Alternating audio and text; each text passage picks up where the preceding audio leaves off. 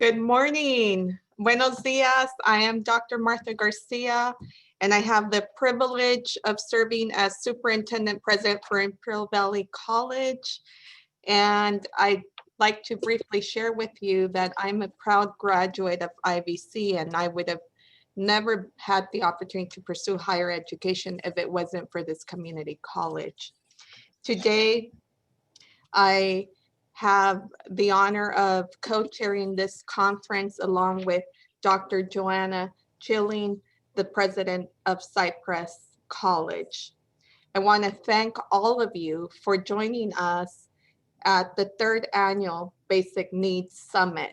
Thank you so much. You are the heroes for our students that experience the major challenges at our institutions and in life, but yet they return to our colleges because they have hope that through education, their lives will change.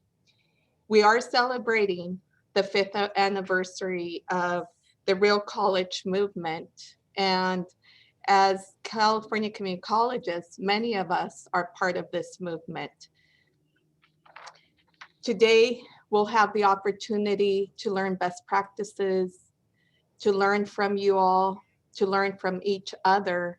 And we're very fortunate that in spite of the circumstances, in spite of the fact that we have to meet virtually to be safe, to ensure that our health is not jeopardized, we're gathering for a cause that now is much more great. Our students are experiencing major barriers. They were before, but now that is even greater.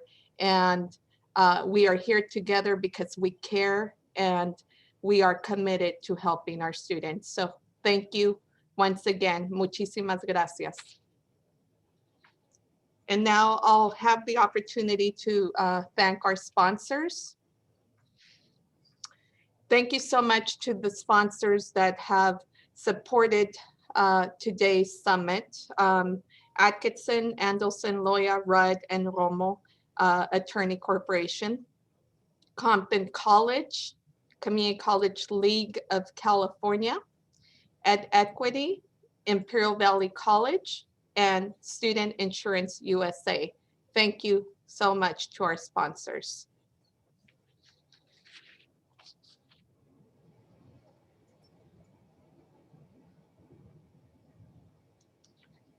So Dr. Garcia, we have our first small little snafu this morning. Dr. Schilling has lost her internet connection. So if we can ad lib, and are you comfortable describing the student raffle?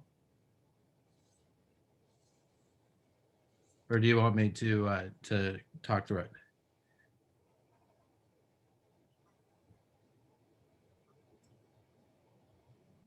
Students, so I would like to announce an opportunity to our students who are here with us today.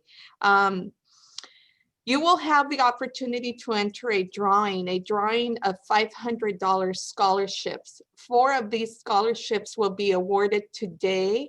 And it is important that if you are participating, that you scan the code that is featured here on this slide, enter your name, and before the end of the day, we will announce who those 4 winners are of the scholarship. So please, please go ahead and do this. We'll remind you again later today. However, the sooner you enter, the better it is. And I'm seeing a message that it states that the QR code shows that it's not found. We'll make sure we look into that and provide you, if this one's not working correctly, we'll provide you the appropriate code. We apologize for that, but we'll ensure the students that are here today that they have the opportunity, and they will have, if not now, they'll have the opportunity later today, and that we'll make that announcement. And if we could continue on, please. Thank you.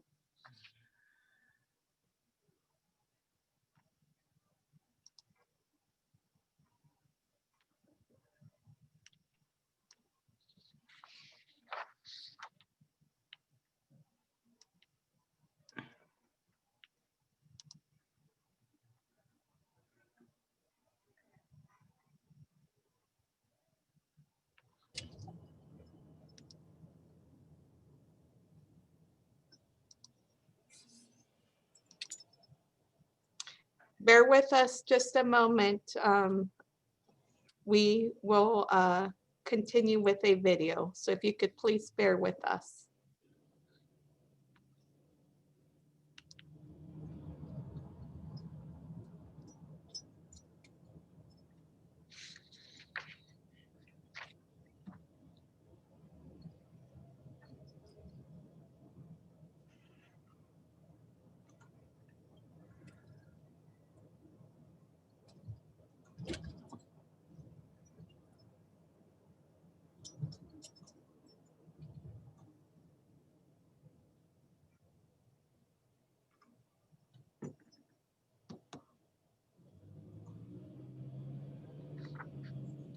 I do want to announce for the students that in the chat box, you'll see a link to the raffle. Please try it and type in the chat box if you were able to enter your name. The link worked. Thank you so much. Thank you.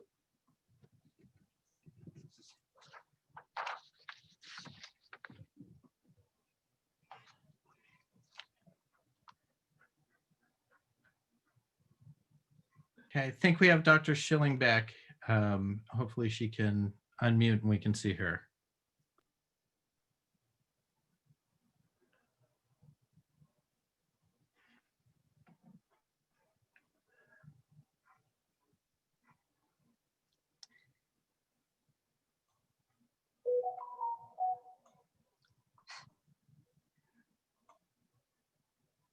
And we're all used to this. Obviously, I assure all of you, we planned this, reviewed it. Technology is not cooperating the way we hoped it did, but we'll get through it. This is normal now to all of us. So we're looking forward to hearing from Dr. Schilling.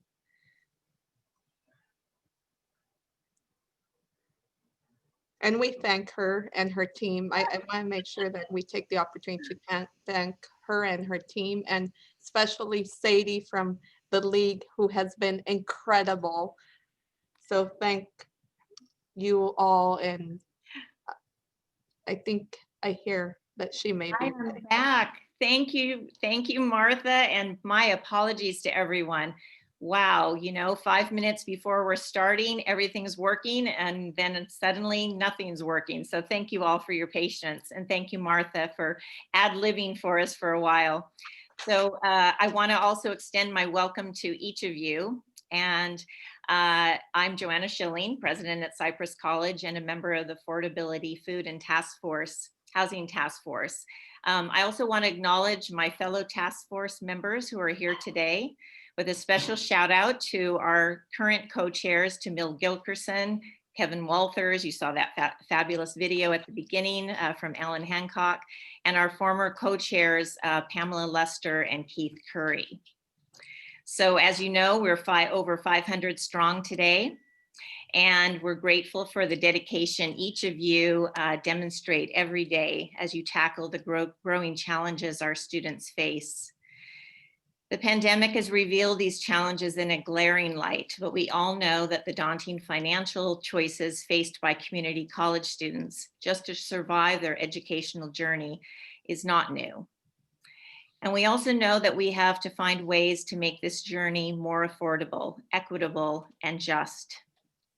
Almost 60 years ago, Martin Luther King said, "I have the audacity to believe that people everywhere should have 3 meals a day for their bodies, education and culture for their minds, and dignity, equality, and freedom for their spirits." And yet here we are 60 years later, and those basic rights are still not a reality for far too many. So let's be audacious today. And with that goal in mind, we will begin and end this conference with the voices of our students who inspire us each day with their courage, resilience, and hope. I think Martha already announced for our students here today about the raffle, and so I'm glad that the link is now working. So please go in and enter to win a $500 scholarship. And to kick off our conference, we would like to share with you a dynamic performance from the musical In the Heights, which is performed by our Cypress College theater students.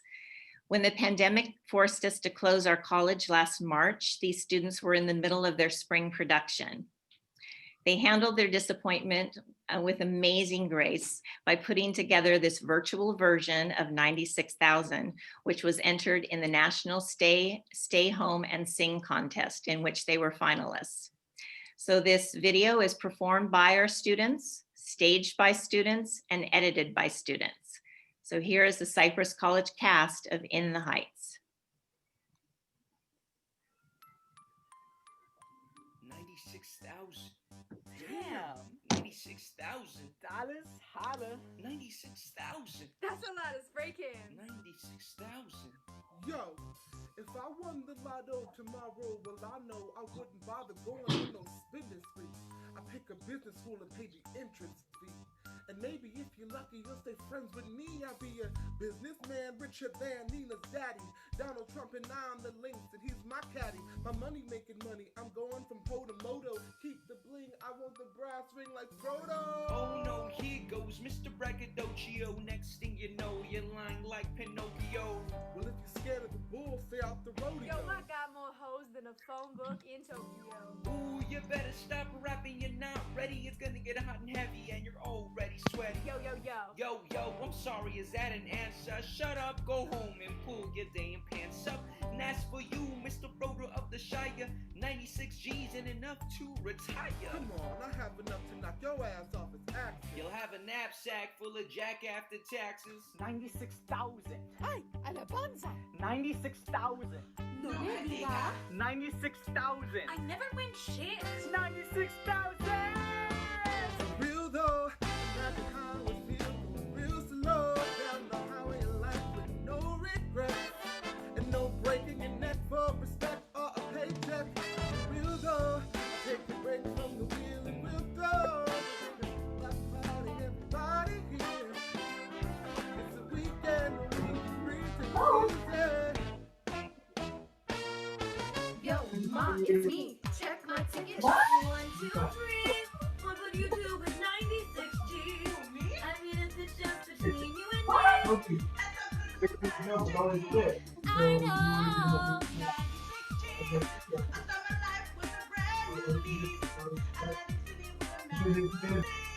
And a brand new weave. Or maybe just bleach. Y'all are freaks. Yo, I'm just saying. It's silly when you get into these crazy hypotheticals. You really want some bread, then go ahead, create a set and goals. Cross them off the list as you pursue them. And with those 96, I know precisely what I'm doing. What you doing? What am I doing? What am I doing? It takes most of that cash just to save my ass from financial ruin. Sonny can keep the coffee brewing. I spend a few on you, cause the only room with the view is a room with you in it. And I could give up with like Claudia, the rest of it. Just fly me down to Puerto Plata, I'll make the best of it. You really love this business? Tough Merry Christmas. You're now the youngest tycoon in Washington, his nits. Yo, with 96,000, I finally fix house and give the body of computers a wireless web browser. Your kids are living without a good education. Change the station, teach them about gentrification. Or make it escalating. What? We're rich and penetrating. What? We pay our corporations when we should be demonstrating. What? About immigration? What? Politicians be hating. What? Racism in this nation's gone from latent to blatant. I catch my ticket and kick it, invest in protest. Never lose my focus. Hold down. The city takes notice. And you know this, man? I'll never sleep because the ghetto has $1 million for me to keep. You are so cute.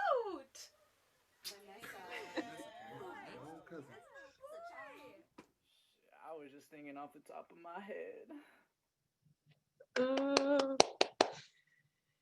So the students obviously energized us to see that video, to see how creative and amazing they are in spite of the circumstances that they created this video, and that we have the opportunity to start our day that way.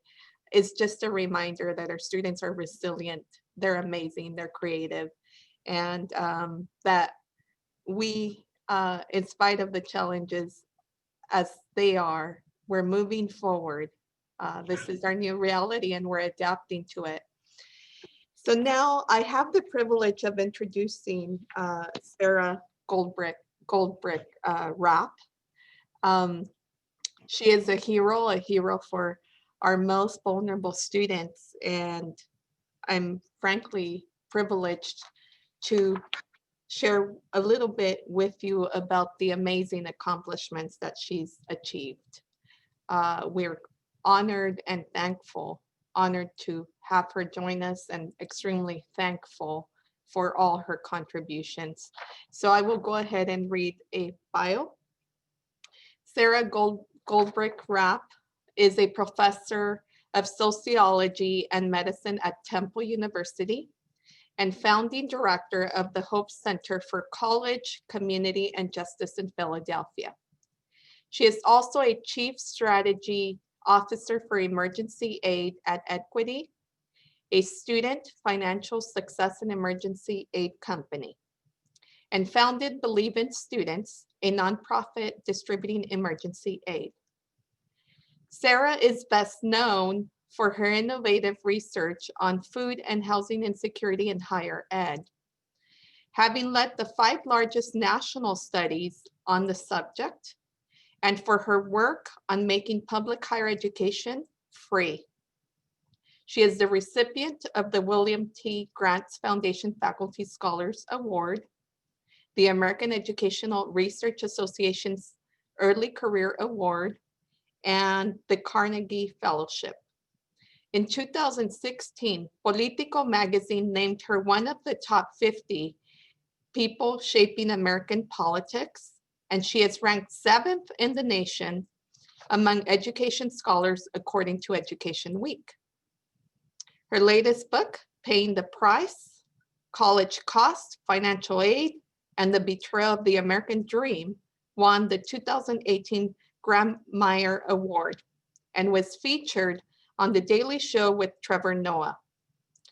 The Chronicle of Higher Education calls Sara a defender of impoverished students and a scholar of their struggles, an accurate description of her life's work. Before we have the opportunity to listen from her, we will listen to a brief video, and then we will hear directly from Sara. Students go to college to be part of the American dream, but the new economics of college is pushing many into poverty. Tink is one of the 50% of students struggling to afford food and pay rent. Her mom is part of the middle class, but doesn't make enough money to pay for college alone. The financial aid system assumes every student has parents supporting them, but David's mom and dad cut him off when they found out that he's gay. He went it alone and faced eviction. How much talent will be wasted before we wake up? Today's students lack the privileges of those who went before them, but they work just as hard.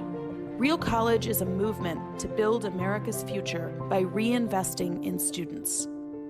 Join the Real College movement today.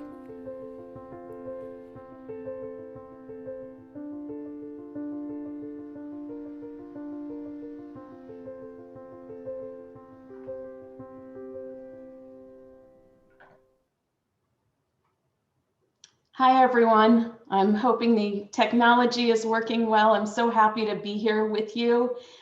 So regretful, though, that we can't all be together in person. I have so enjoyed the last several years of getting to come out there, starting with my first visit to Compton College several years ago now.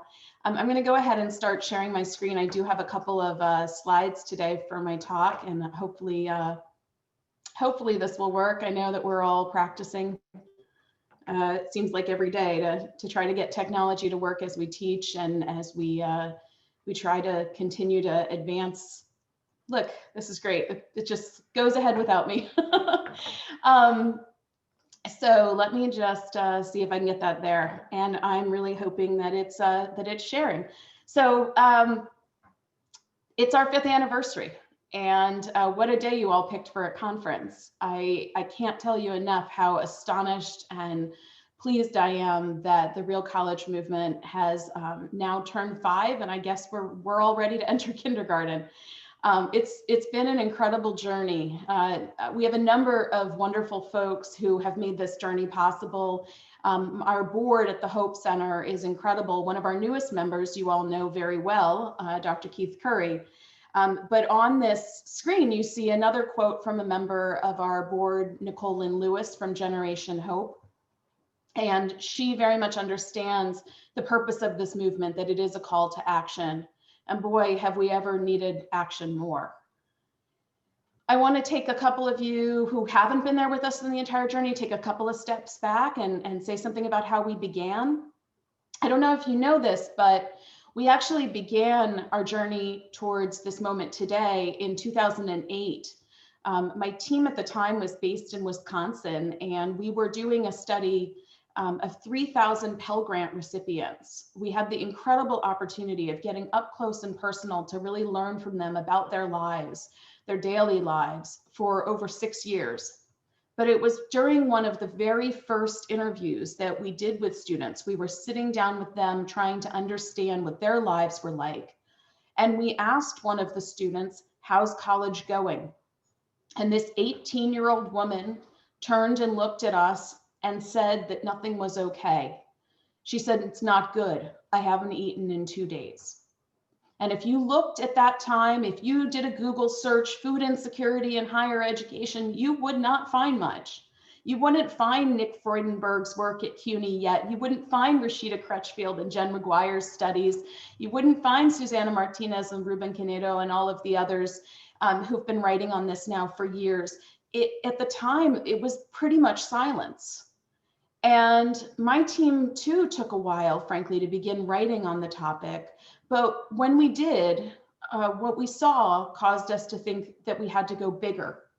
And in 2015, with the partnership of the Association of Community College Trustees, we fielded a survey that went outside of Wisconsin, specifically to 10 community colleges in 7 states, including California. And we were stunned to find that 50% of those students were dealing with food and/or housing insecurity. And remember, this was before the pandemic. So we decided that we could not just publish this in an academic journal, but we had to act. And for the first time in my life, I turned to the New York Times, and we managed to secure prime real estate in the New York Times in the pages of the op-ed section. And we published this op-ed, which frankly changed a lot of our lives, because the result was an outpouring of emails and phone calls and letters from all over the country, from people who said, "Nothing is okay, and can we finally get together and start doing something? Students are suffering." And as a child of the 80s, I thought about MTV's Real World. I thought about that old saying, "It's time to stop being polite and start getting real."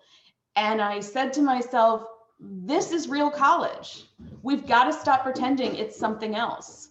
And that's when the hashtag began, and that's when the movement was born. And all those people sending me emails, well, my team decided they had to get together. We all needed to get in a room together. And we did.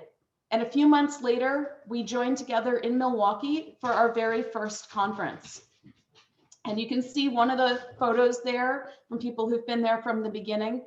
And the amazing thing is that even that very first conference, which was keynoted by Kim Hunter-Reid from the Department of the Secretary of Education at the time, that very first conference made the Washington Post. And then we were on a roll, and the village was born, and the family, as Ruben calls it, people from all over the country started to join together. And there were always students at the table at the very center of this work, but they were there with policy experts and activists and college faculty and staff and researchers and presidents and philanthropists. And the point was, we were all in this with the same goal: to recognize that students are humans first, and their basic needs are academic needs. These are fundamental issues central to the goal of college attainment. We've met with some success over the years. So many of you across California have done incredible work to create new programs, innovations in your spaces, sometimes with very little in the way of resources. You have formed new community collaborations with organizations that you had to start getting to know for the first time in order to do this work. You have advanced and successfully passed legislation, creating real policy change. And you have driven philanthropy's interest in this space to create new dollars to support these programs. The change, as I said earlier, is urgent. Max Lubin, the CEO of RISE, one of Hope's partners, says it would be hard to overstate the impact of the Real College movement on campuses, but mostly because we've created a platform for students to activate. And his organization and Swipe Out Hunger and Holla for Hunger and so many others have worked closely with those students to be able to give them voice. I think many of you know that a lot of these students have not been heard. They've been stigmatized, they've been shoved to the side. The fact that they are minoritized or other ways rendered vulnerable has been used to silence them. And that has finally begun to change. It's also begun to change because of the hard work of many of you presidents, and I think we all owe the Equity Avengers, Pam and Keith, a real debt of gratitude. We are here today in part because of the incredible task force of CEOs and presidents around the state that they led and continue to lead, and because they turned to the Hope Center and asked if we could create Real College California with them. And it has been a joy and a blessing and a real opportunity to do so. Our team at the Hope Center has grown in order to support the effort, and we've been able to lean in and do more and more. This is our second year now of Real College California, and our members are learning together. We're working on some of the most difficult challenges affecting the basic needs space, including how to increase the extent to which students actually use the programs. We're also working on anti-racism practices in emergency aid so that students are not asked to perform their poverty in order to get support. And we're also working on getting and keeping students engaged in a proactive effort so that their challenges with basic needs don't repeat time and again. The Community College League of California has been a very important partner in this effort. So has the Chancellor's Office, which actually contracted us to do the survey in the first place that provides and fuels data for this effort. We're offering a whole variety of different supports right now, everything from office hours to policy guidance and coaching and charlas. And if you want to join us, you're more than welcome. I have a couple of wonderful things to announce that we're going to be putting forth in order to scale this practice in the years ahead.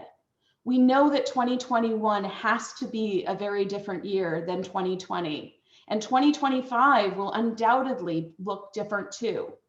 In order to bring the lessons of the Real College movement around the globe, in order to make it possible for anyone who works in or outside higher education to learn from the hard work that you're all doing, today we announced that we are launching the Real College Curriculum, an online platform that's going to be very affordable and accessible to anyone who wants to learn these lessons.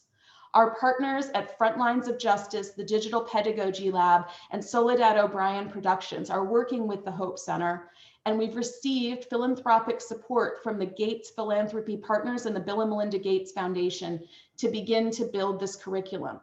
We hope to bring additional partners on board and expand so that we can bring all of your voices and expertise to bear in this curriculum and launch it no later than 2022. If you go to the Hope Center's website, hopeforcollege.com, you'll see information about the curriculum on the front page.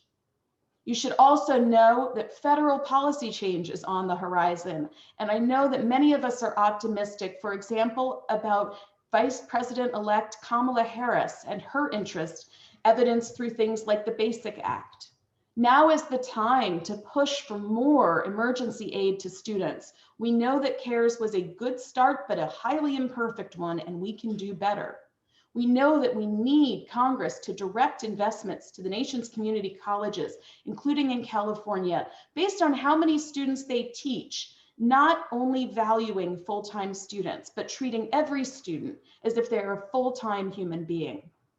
We also know that now is the moment to eliminate the work requirements for SNAP, to not pretend that there are job opportunities widely available at a moment of widespread unemployment, and not pretend like college isn't work. And finally, we know that the affordable housing crisis must be addressed and requires federal involvement. We have great opportunities confronting us as the new administration takes hold in Washington, and we're going to be there to support them. We also know that many of you will be there with us, and we need you badly.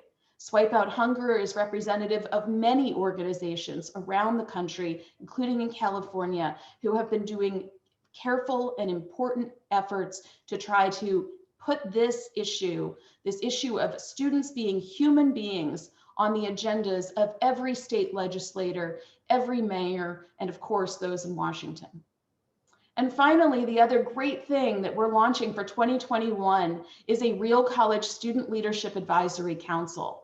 Thank you so much to all of you who nominated students from all over the country. We got so many nominations, and we're happy to announce that we will be bringing 24 Real College students on board starting in January from institutions all over the country, and of course, predominantly at community colleges. These folks have lived experience and a commitment to good trouble, and we're going to invest in them to give them opportunities to really bring their voices to bear, not only in shaping our research and our policy efforts, but in supporting the work that you're doing. So last thing is, of course, and most of all, I want to say thank you. Thank you for spending your time and your efforts on this important Real College work, especially at a moment when I know that you're dealing with stress, physical health challenges, and so many other things. Thank you so much for being there for students and doing everything you can every single day to make sure that they're okay. It's wonderful to be with you, and I hope you have a great conference. Thank you, Sara. Thank you for your words. You inspire, and for making sure our student voices are heard. Thank you isn't really enough for your advocacy and for the work that you're doing on behalf of us, all of us, to make Real College a real movement. So thank you. We're so proud to have you here today. And for our next segment, we're thrilled to have Soledad O'Brien with us today. We also have Sara to thank for this as well. So thank you, Sara, for making that connection. And although Soledad wasn't able to be with us for a live Q&A due to a last-minute conflict with her schedule, she was so kind to spend some time with Martha and me yesterday. So we did a pre-recorded Q&A, and it was kind of like spending time with a long-lost friend. She was awesome, and her care and passion for our students is evident throughout this segment, and I'm sure you'll agree. Martha and I really came away inspired. So I also, again, want to remind you that our student raffle for students is actually made possible because Soledad donated back her speaking honorarium to make these scholarships possible. So we have her to thank for that. So we really thank her for her generosity of time and spirit. So let me tell you just a little bit about her. Soledad O'Brien is an award-winning documentarian, journalist, speaker, author, philanthropist, who founded Soledad O'Brien Productions, a multi-platform media production company dedicated to telling empowering and authentic stories on a range of social issues. She anchors and produced the Hearst TV political magazine program, Matter of Fact with Soledad O'Brien, and is a correspondent for HBO Real Sports. Ms. O'Brien's work has been recognized with 3 Emmy Awards, twice with the George Foster Peabody Award, 3 times with the Garcia Award, which honors women in media, twice with Cine Awards for her work in documentary films, and also with an Alfred DuPont Award. So please welcome Soledad O'Brien. Thank you, Soledad, for joining us today at the Real College California Basic Needs Summit. It's my pleasure. Thank you for having me. Well, we're thrilled to have you here. We have over 500 people with us this morning, all who are passionate about serving the students in our California community colleges who are striving for better futures through education. So let's start with your own journey. What first attracted you to journalism? Really, it was that I wasn't particularly good at pre-med. I was pre-med in college, and my sister was as well, and now she's a surgeon. But I remember one day she said to me, you know, I was good at memorizing things and I could kind of regurgitate things. And she said, you know, why do you have to memorize this? Like, you should understand, like, if you want to be a scientist, if you want to be a doctor, you know, you should understand these concepts, not just be good at being able to, you know, stuck them into your head for the, you know, before the test and then regurgitate them for the, you know, for the exam and then forget them afterwards. And it was a really good conversation about, you know, what are you really passionate about? Like, what do you want to do? Because you can do this fine, but you don't seem to really want to understand it. You want to be able to do well on the test. And I was always a pretty good student, so I could always do pretty well on the test. And I was like, I think you're right. I'm actually not passionate about it. And that was something for me because I'd spent, you know, I'd been a candy striper. I worked in a pharmacy. Everything I had done had been toward medical school. And then all of a sudden it was like, I think maybe I'm not passionate about it. So I left school. I was a junior. And I started working at a TV station, and I loved it. I mean, I was fetching coffee and removing staples from the wall, running errands, you know, doing all the stuff you do at an entry-level job in TV. But I really loved just being around the business. And I think that's when I figured out, you know, two things. One, it's really important to understand what you love to do, but it's also equally important to understand what you're not passionate about. And make that decision pretty early about there's a million other things to do. If you're picking your life's work, you should want to be passionate about it. That's so true. And, you know, we have students here today as well, and they're all struggling with, am I picking the right path for myself? If I, you know, what happens if I change? And so do you have any advice for them since you made those changes yourself? I do. It's a lifelong struggle. I wish I could say, listen, by the time you get to 28, you'll be done. It's not. Life goes like this because every option is, you know, here's the next job, but do I want to do this or do I want to do this? And here's the next thing. Do I want to do this and do I want to do that? And I think it's also a process of understanding yourself. Like, what do you really want to do? And that just takes time. So I've always looked at opportunities as being additive to my resume. Never take something that's going to take you a step away. Never take a job that is something you loathe doing. I mean, obviously we all take jobs because we need the money, we got to do a thing, but for the most part, career-wise thinking. I just wouldn't suffer in a career. I would try, in fact, to figure out, you know, within that career, what do I like about it? Sometimes the answer is, I really thought I'd love being a lawyer. I hate being a lawyer. But what I like to do is deal with people and do this. Okay, that's good information. And that takes you a new direction of, okay, you know, interesting to understand. In fact, for me, for pre-med, it was exactly that. It was like what I thought I would be doing, which was working with people and patients. Well, sure, down the road, you know, really doctors are researchers and they're really scientists. And I like the people part and the scientist part less. And so once I realized I liked the people part, it's like, oh, okay, well, there's a whole world of other opportunities that involve the people part. Let me go explore some of those and see what I might be good at. So transitioning from journalism, and now you're making films along with your reporting. So how did this come about? I got a lot of opportunities. First at CNN, and then first at NBC, and then at CNN to create content, to do films. I mean, you know, they were sort of like long projects for TV news. But then, you know, I think we found that docuseries became very important and became very popular and did very well, especially those that were really based in news and undergirded by content and data and facts, and then had an interesting story kind of laid on top. And so what I really, for me, it was just an extension of the news. I like the idea of just reporting, but just kind of a different format. You know, you could do a 1-minute piece, which is what we did at NBC News, or you could do a 4-minute piece, which was more of a piece for CNN, or you could do, you know, an 11 hours of anchoring, which we also did at CNN, or you could do a 6-part docuseries, which we also did kind of everywhere. And they're all news in some capacity. They're all reporting. They're all journalism. They're just different shapes of it. And so I never really saw it as very different. It was just a new little arm of what I could try to do and what I already liked to do. So all of your films focus on important social issues. So what is the mission of your production company, and what kind of films do you like to make? Yeah, our mission of our production company is to really take a look at stories that fly under the radar. And unfortunately, a lot of stories that focus on social justice are just people that often many don't think their stories matter or that they're important. You know, those are the stories that I like to tell. I like stories where I'm not bumping into a whole heck of a lot of people on that story with me. And so we found that because you're telling a story about social justice, it usually involves great characters. It involves interesting history that's usually not understood or frequently not really known about very well. It involves often, legal drama. It involves opportunities and rights and striving and everything that makes a good story. So for me, that was what was really compelling about it.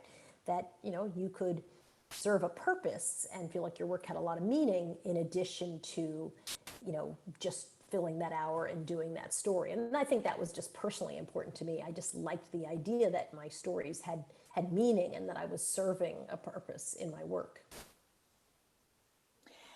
Well, I'd like to play for our audience a brief excerpt from your film, Hungry to Learn. So many of the professionals who are here today, this is their life's work as well in helping to create affordable options for our students. So we're going to transition for a few minutes to a brief excerpt, and then we'll be right back with more questions. Thank you. Yeah. More than 600 colleges and universities now do have food pantries. However, food pantries have never solved hunger, and they have never prevented it from occurring in the first place. People go to food pantries when things have already fallen apart. So the challenge is to try to address the underlying problems in the first place.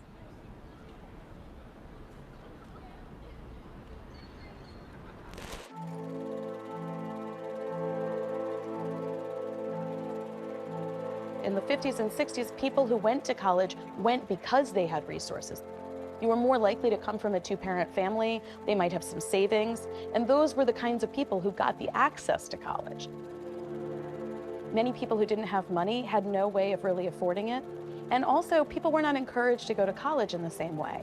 So if you came out of high school, it was more common, especially if you were a woman or a person of color, to be encouraged to just go to work. Both the federal government and state governments took steps to try to broaden and open those doors. They did things like create a federal financial aid system. They also put some resources into public colleges and universities to expand the number of seats and places that were available to people nearby their homes. We worked really hard to expand opportunity for higher education. But every time a door opens a little bit wider, we find some other way to try to make sure that not everybody gets through. Your budget calls for cuts in education. You're calling for cuts in student aid. You don't bat 1,000% in making sure that everyone is deserving. We find students that are getting this aid, really there's no reason or excuse for them to be getting federal help.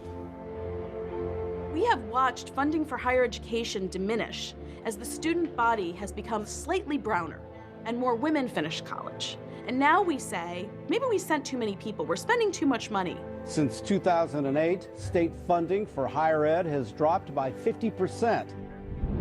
As states have cut funding to those places, they in turn have raised their tuition, passing the bill on to families.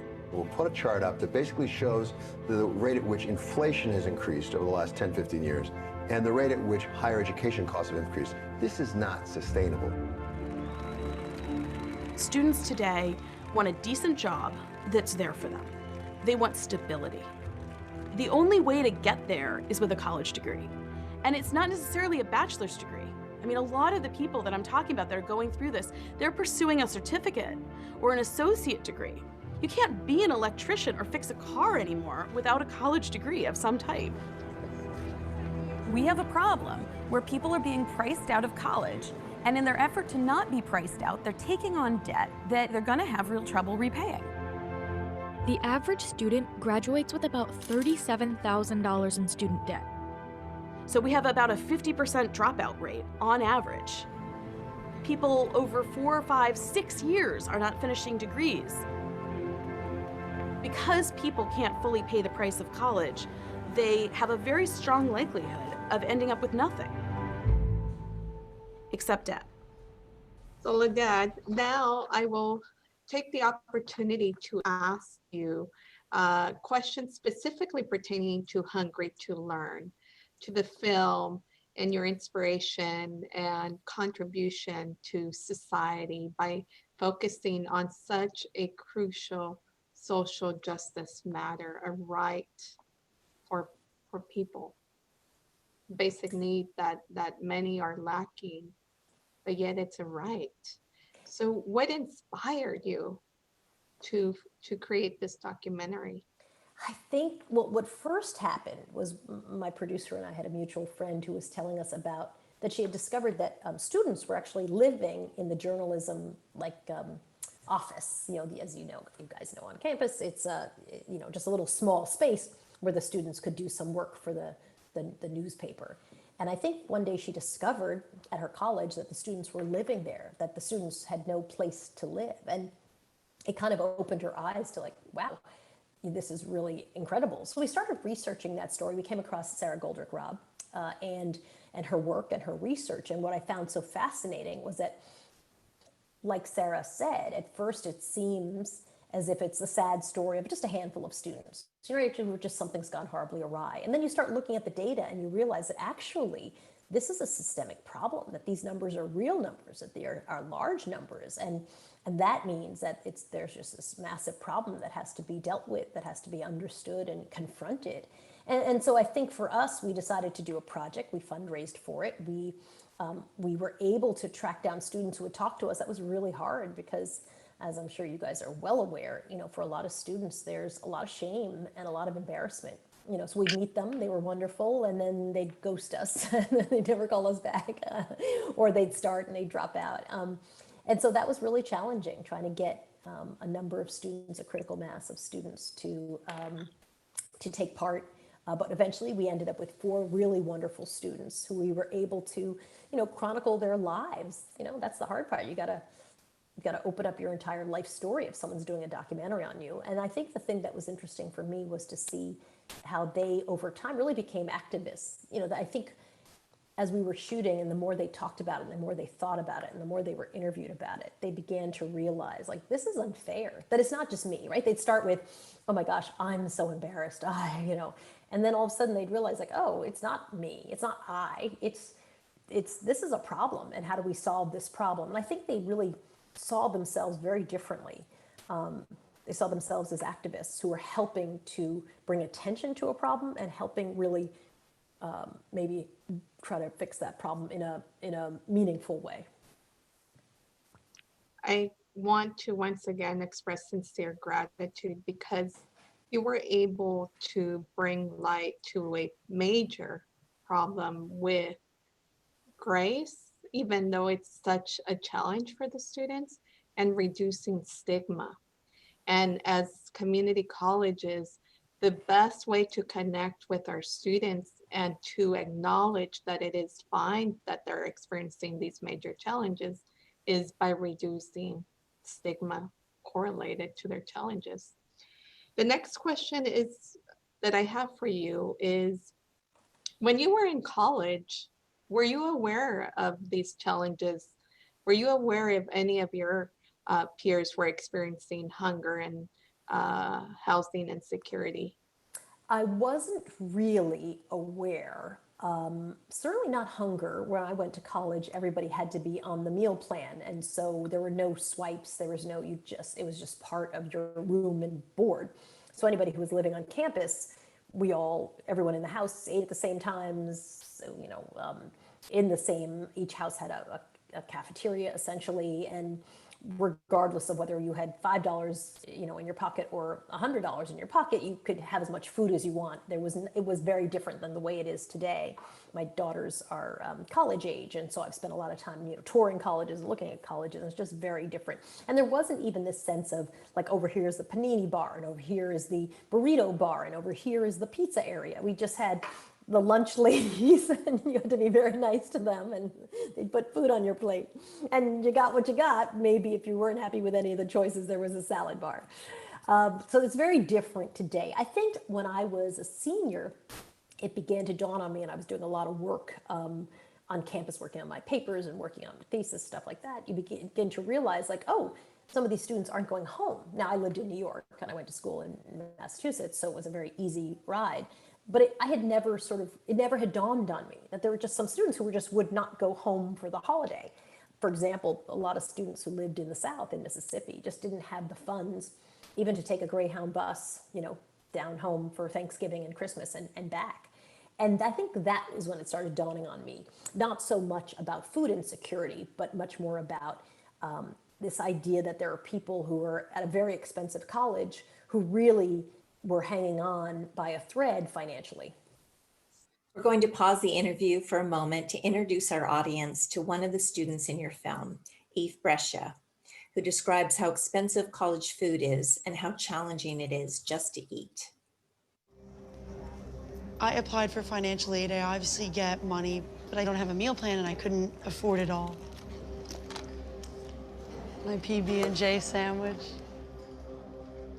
My first year here, I would forget to eat because I was so busy. There's been times where I'm like, I don't have any food because I forgot to pack a lunch. I'm like, crap, like I need to get something. And like, I'll have like $6, $7 sandwiches. And I'm like, I can't make that happen. Even like their chips are like $2 or $3. I have anxiety too. So I have had like a couple mental breakdowns, just like thinking about how much college is overall and how much I'm gonna be paying back. I feel like going to college is for people who do have money. And the people who don't have money, they can go to college, but they have to suffer throughout the entire experience because they're constantly just trying to make ends meet. And that I just don't understand. So how did you find the 4 students? You mentioned briefly that it was difficult. How did you specifically identify Joey, Shakira, Eve, and Izzy? We literally hung out at the food banks and we'd talk to people and just say, here's what we're doing, working on a project, we'd like to talk to you. And that gave us an opportunity to kind of pre-interview them, right, to chat them up and see. And we had so many students who were fantastic to talk to. But again, I think it meant they understood what doing a documentary meant. They understood not just the time commitment, but also just that it's opening up your life. And so eventually the 4 all agreed, and we were really lucky. We had been given marching orders. We were funded by ConAgra and W.R. Grace Foundation, and I think what was interesting to me was we had been given marching orders. The only orders, generally when you do a doc, you don't take a lot of feedback from people. The overwhelming funding came from ConAgra Foundation, and the only thing they said was, make sure it's diverse. We want to make sure that all students can see themselves in the student group population. We don't want it to feel like it's just one subset. Everybody can say, oh, so it's about Latino students, or oh, so it's about boys, or oh, so it's just about, this. And I thought that was a really fantastic advice. And I thought it was a great marching order. And I'm not sure if I hadn't been told that, I'm not sure, I might have found one great student and then done that doc on one student. So I really appreciated ultimately that they gave us fantastic advice about how to really make it a great project. So how do you correlate the fundamental right of having access to food as we're seeing our country go through civil unrest, and that as we're striving as the California community college system to enhance diversity, equity, and inclusion? How is this correlated to equity from your stance? Access to food, access to secure living, safety? I think ultimately it's a question, I'd almost pull out the lens a little wider and say, what do we want America to look like? I think a lot of these issues that we're seeing in social unrest and political unrest and kind of an upheaval that we've seen for a while has been a sense of like, what does this country look like, and who is served by it? Is it only a certain people? Is it only certain kinds of people get housing and certain kinds of people get food, and other people, well, just too bad, you just weren't born into the right family? And I think that all of these things, a lot of the social unrest is that, right? It's, what do we want America to be? Do we want it to be fair for people? What should policing look like? What should college look like? What does fairness even mean to people? And so I think clearly education fits into that, but education where students are actually teed up to be successful in education. I mean, we would all, if we were talking about first graders, right, we would think it's insane to expect that a first grader can go through a school day without eating. We're not talking about first graders, but for many people, they go from first grade to college and no one has really stepped in and made the financial situation in their families better. So they get taken off that meal plan that they might get in elementary school and middle school and high school. And now they're in college and they have to be taken care of as well. Often they have jobs actually, and they're juggling a lot, but it's really, really hard, and college is very expensive in many cases. So, you know, I think it's exactly part of the equity conversation, but the equity conversation is part of the, what does America look like? And how does America work for people, for everybody? Thank you. We grapple with that every single day. We're committed to serve as best as we can. Students continue coming back to our institutions in spite of this pandemic, as challenging as it is, to learn mostly virtually, because they have not lost hope of what education can bring to their lives, the opportunities. And for many, we know that once they achieve their goals, not only are they impacted, their families, their future generations will be. Community, yeah, absolutely. Yeah, absolutely. And I think these kids themselves, certainly the 4 that we profiled, are very inspirational, right? Like with all the obstacles you see that they have, there they are the next day getting out of bed and going to class. You know, it's so remarkable. I wish students like that, because I think all of these students don't see themselves exactly as the heroes that they are, right? I think they are a little shell-shocked. I think they've got some PTSD from it. I don't think they say, holy cow, I'm amazing. If I could get through that, you know, I'm incredible. I think it wears them down a lot. They say that in the documentary, just how exhausting it is to live day to day to day, trying to figure out when you're going to eat. So I'm so proud of them and so inspired by them and just so amazed by them. I hope that everybody sees them really as the heroes that they are. So what was the most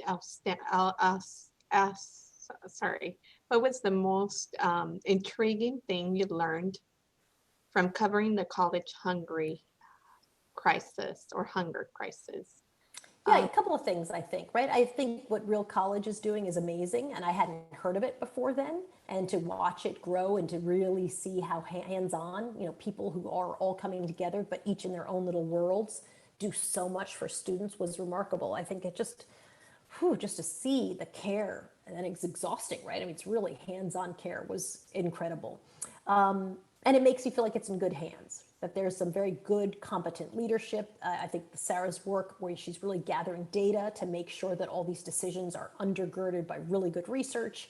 And then of course the students themselves, that they're not anomalies, right? Again, it's not the sad story of 4 students who, this is a story of the American college student today, for a host of reasons. And so I think that's probably the thing that stood out. It is not the sad story of a handful of students who are just in these dire circumstances.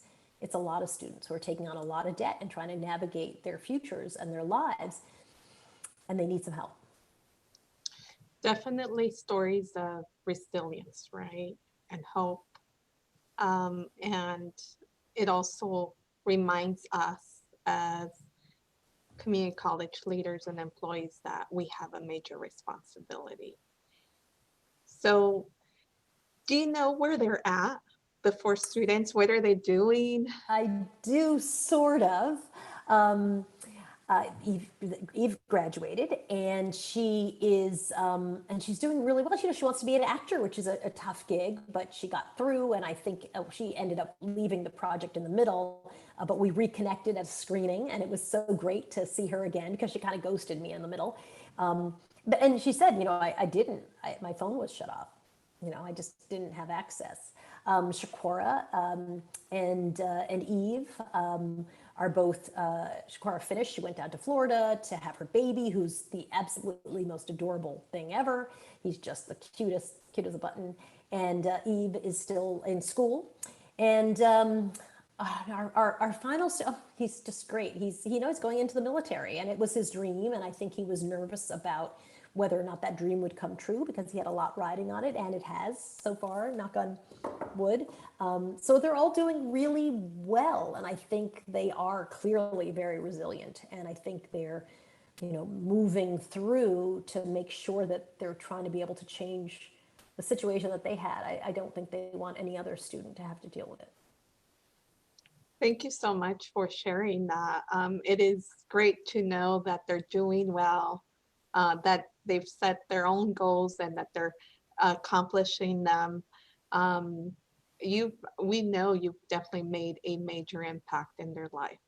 I'm not sure about that. I think what I got to do was to take their stories, gather them together, twist them and braid them into a documentary, and then present them to people. I think that these are students, we just tell the story of the work that they're doing and their commitment and their resilience and their amazingness. And I'm just honored that I got a chance to be able to be that person who tells their story. Thank you. I will end with one last question. And if there's anything else you'd like to add, that would be wonderful. Do you feel that you accomplish your own personal goals with this film? And maybe before recording it, you weren't certain what they were, but was there an impact that was made that now continues to drive what you do today? Yeah, I think so. One, I learned a lot myself. I think I would have been a person who had said, wow, food pantries, that's amazing. That's so great. And now I say, food pantries are great, but, right? I think everybody who works at a food pantry would be really excited if there came a day where they didn't have to have that job anymore, right? If someone said, guess what? The great news is we don't need the food pantry. Everyone would be like, amazing. Yes, I'm happy to be worked out of this job. So that was a big shift for me. Food pantries are not a solution. They're a short-term solution, but I think there really is a need for a systemic solution, right? That's bigger than, sort of bailing students out. My goals are always to just educate and illuminate and give the mic to people who I think are often ignored or their stories aren't told. So we definitely accomplished that goal. And then I think one thing that's really nice when you get a documentary sponsored, you can give it away, right? You can say, take it, everyone should take it and share it and really show the humanity of these students that you might not necessarily know. If you're lucky and you have parents who are working and can pay for you to go to college and maybe food's never been an issue in your family, then that's great. But here's an opportunity to get to know students. That's what we try to do for all of our projects, just humanize people that you might not know and explain their circumstances and hand them the mic so they can really do the talking. And I think we were able to do that in this project. Thank you so much. We really appreciate your time. Do you have any final recommendations? There are over 500 attendees today. Do you have any final recommendations for the attendees that are here? We have students, we have presidents, we have administrators, directors, student services assistants, different classifications. They're here because they care. They want to make a difference for these students. What is your recommendation to them? Yeah, I think two that you certainly can see in the documentary. Number one is your work matters, right? You see when the advisor is really walking Shaquara through how to graduate, right? Like that work matters. That person got Shaquara from here to here. Her work, her investment of time, and it was a lot, made a huge difference. So if you ever have that momentary wondering of like, oh, this is so hard, does it even matter? It does matter. It matters a lot. That would be my first thing. And then secondly, I think I would steal what I think Real College does well, which is convene and talk about the issue, until we really sort of have these conversations and the issue is elevated and talked about and it becomes normalized in the conversation to have this discussion. I think it'll always be a bit of a sidebar issue. And I really appreciate that Real College does a lot to say, we're going to bring people together, come up with short-term solutions, longer-term strategies, policies that connect with them, things that we're learning, talk about research, plan out research, and then really just grow bigger. So, the convening process, I think, is a very important one as well. Thank you. You bet. Well, Soledad, we're so grateful to you for joining us today. And I want to add what Martha has already said, that, you know, you've given voice to these young students and treated this topic with dignity. You know, one of the things that we struggle with at our colleges is taking that stigma away, so students don't feel that they are being that they're lesser because they don't have the funds to stay in college and reach their dreams, but also that to educate our community around us. And so a film like this really goes such a long way in being able to legitimize and humanize, as you said, our students. So thank you for doing that. We have one last question, which is, what is your next project? Isn't that a little bit like asking someone who just delivered a baby? So, cute baby, when are you having the next one? Well, but do you have an answer? We do. You know, we have a lot of projects going at all times. So right now we're in the middle of a multi-part series that looks at environmental racism that I'm hoping to get on the air by February. We're looking at why so many young women of color who go missing are often not searched for, both by the police and by the media. And we do a multi-part series for HBO working on that. And then we got a bunch of other projects in production. We just finished a documentary that looks at Seattle's outbreak of coronavirus, where they were really the first in the US. So yeah, it never ends. We're popping out babies all the time, I guess I would say. But always trying to figure out how do we tell those stories around issues that I think are really important, that I know are important in terms of social justice, that just deserve to get more attention. And I know I said that was my last question, but since you mentioned the pandemic, are you, you know, we were working on this challenge well before the pandemic hit. And of course, the pandemic has only increased the challenges that our students are facing with food and housing insecurity. Are you seeing any trends or any data that you're looking at that showing what this post-COVID world might be looking like for students? Is it going to create more challenges? You know, we're all struggling with those questions of how we're going to handle all of this. Yeah, and I'm not sure that enough data is in and enough time has passed, because I think a lot of these students are in the middle of it. So it's sort of, you know, watching people really doggy paddle, trying to keep their head above water. We don't really have a solution yet to what's happening with COVID-19. I think we are looking around the corner saying, oh, you know, conversations about a vaccine, that feels like good news pretty close on the horizon, but not here yet at this moment. So yeah, our students, you know, all the students that we deal with, and the students, I have a small foundation, we send girls to college, you know, they're all struggling. It's like anything, right? It just makes a very difficult, untenable situation all that more difficult, because these students are already on the margins, already on the edge, already hanging by a thread. For example, if you use a food bank, but your college now isn't in session, usually that food bank doesn't really exist anymore for you. You know, because no one's on campus. That's been a real issue for some of our students. And just, you know, how do you upgrade of technology when you weren't planning to do it? And where do you live if your school shuts down? You know, I mean, so there's just a lot of issues. And I think these students who are already struggling with basic needs, you know, they're hit the hardest, of course. You're totally right. Well, thank you again. We are so grateful for your time today and your willingness to use your influence to be a social justice warrior by sharing the stories of those who have gone unheard. It is our great honor and pleasure to have had you with us today. You've inspired us, and we can't wait to see what comes next. Thank you so much. Pleasure's all mine. Thank you for having me. I totally, I'm grateful for the opportunity to speak to everybody. Thank you. You bet.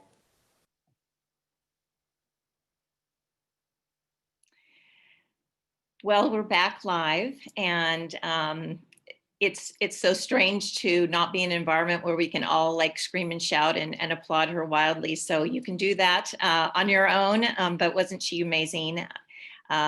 It was really our pleasure for Martha and I to spend a little time with her. She's just as real as she came across, and we're grateful that people like her are sharing in the work that each of you are doing. So I also want to thank you for your patience with us this morning as we move through the program. I know that there were a few glitches, but you hung in there with us, and we are grateful. Days like this give me so much hope, and I hope you all feel validated for the important work that you do. So here's another opportunity for our students to enter the raffle. Again, the link is in the chat function, or will be in the chat function, so take a moment to enter, students. We'll be announcing the winner after our student panel, which begins at 1 p.m. So we've come to the end of our morning session, so let me just give you a quick update on what's going to happen next.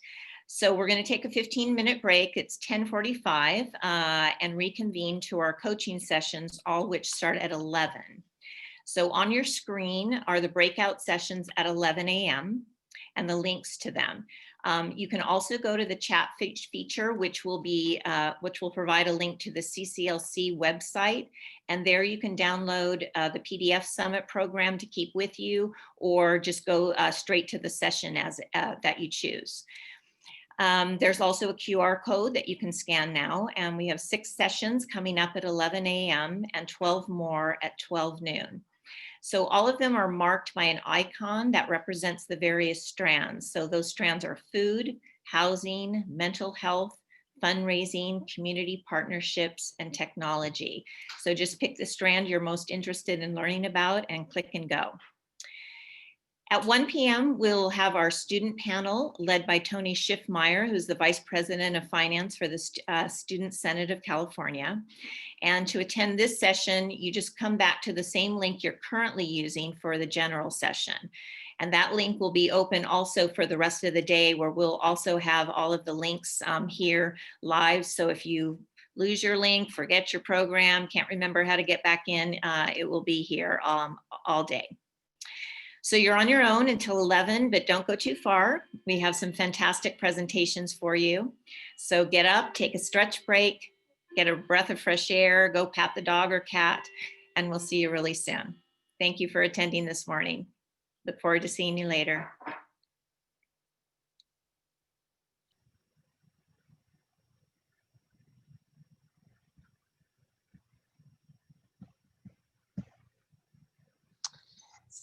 Welcome back. Thank you so much for joining us for the highlight of today's day.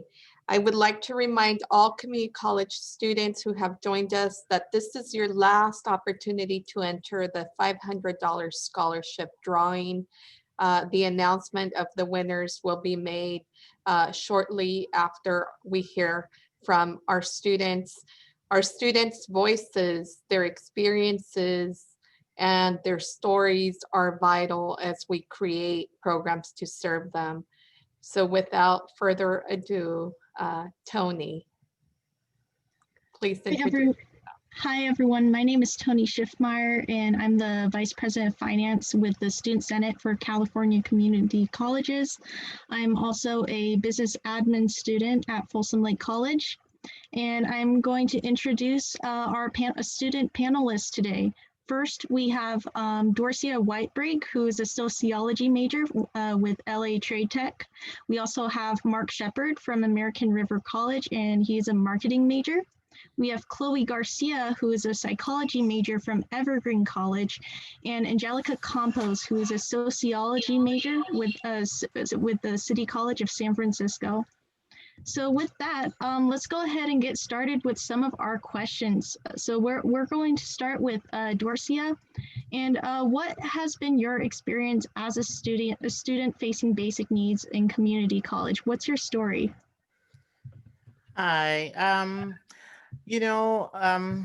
it's been a long haul for me. I'm gonna say that it's been a wonderful experience being part of the community college district here in Los Angeles.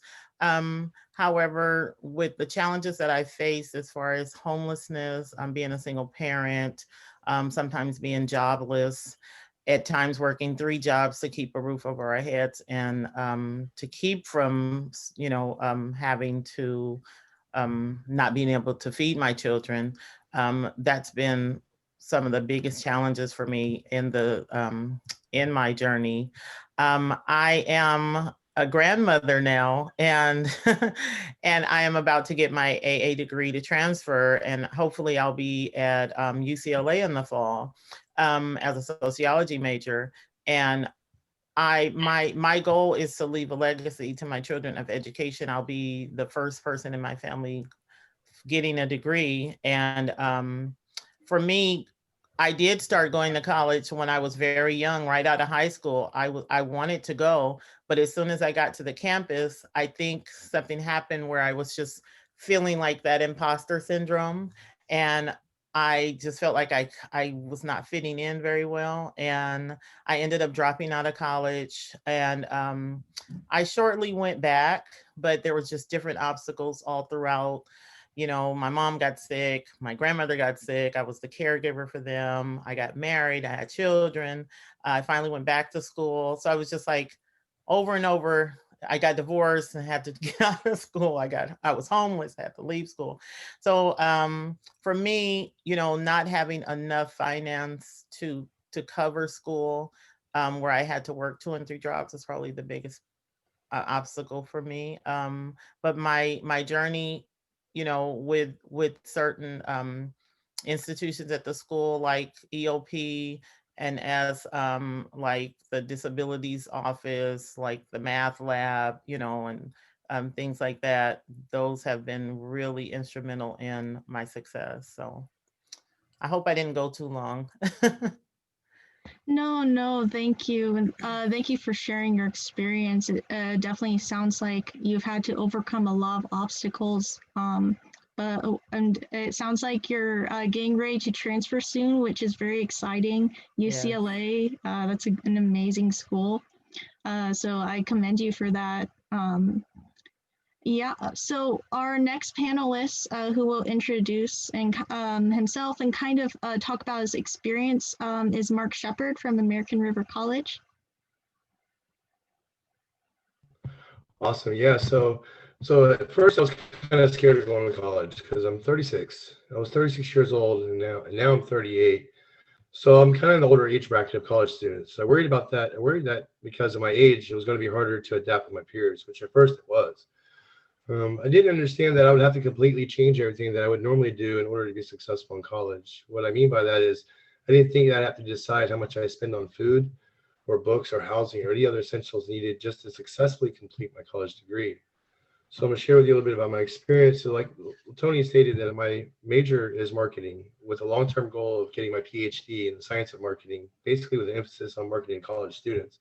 Ever since I've started college, I've kind of been drawn to helping the next generation. I joined a club at ARC, which is called American Marketing Association.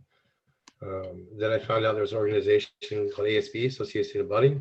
So when I found out about being able to have students' voices heard, that's when I decided to join the Associated Student Body. I moved all the way up from just a rep to the Director of Public Relations, and then now I'm the President of Clubs and Events Board.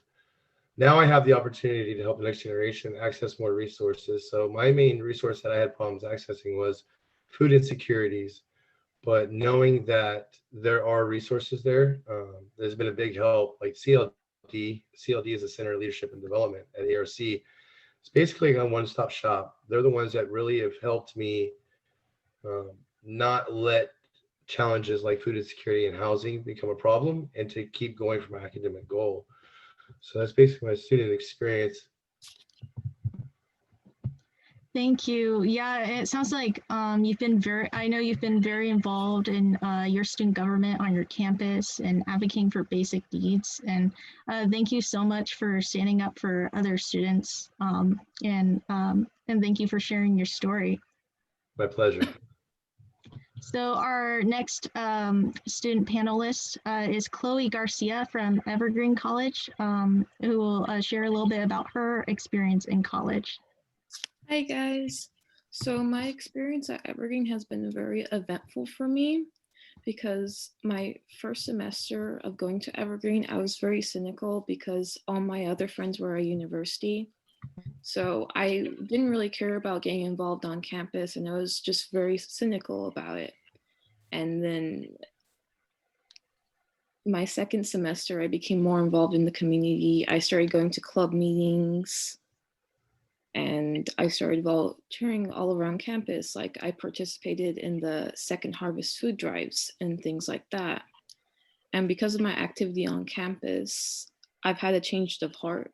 So I'm really glad I came to this campus, and there's been so much growth as a person and as academically. Thank you, and that sounds amazing. Yeah, it's definitely a struggle when it comes to being a student in community college, especially since basic needs is such a big issue that many students face. Yeah, and it sounds like you've gotten involved in clubs and community, which sounds amazing. So thank you for sharing your story. Thank you. So yeah, and our next student panelist is Angelica Campos, who will share her story. Great. Hi, everyone. So my experience in school, started off a bit funky. I went to one of the best schools in San Francisco, according to some people. I was pretty much an average student. I was just there to, do school, get through school, get it done. And then my senior year, it was kind of a rocky point for me. I ended up having to graduate in summer school. So that kind of, pushed me back and didn't really motivate me to jump into college immediately.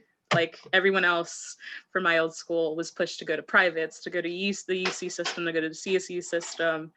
And then it took me like about maybe a year or two to even get back into the swing of things, to even, sign up for classes at City College of San Francisco. I'm not saying I was a bad student, but I think it was just, having that kind of, having the learning differences I experienced in high school, and I still experience, I've kind of managed to manage and, now work with. It just, I didn't feel motivated, but I was able to get back into school. And like many of the other panelists here, I was able to get, connected with the community, with a lot of the different research centers on our campus, and, student government. And it kind of inspired me to do well, because to do those things, you kind of have to do well in classes and, stay on track. But I think it was also really that sense of community. Not necessarily like, oh, you can't do this because you have to have good grades, but again, just that sense of community that I intended to build, in that first year. Yeah. Yeah, I know that's amazing that you've gone very involved. I know you're also the regional affairs director for Region 3 with the SSCCC, and you've been doing a lot within the organization. So thank you for being a panelist today. And with that, we'll move on to our next question. And the first panelist to answer will be Angelica again. And the question is, who or what programs have made a difference in your educational journey?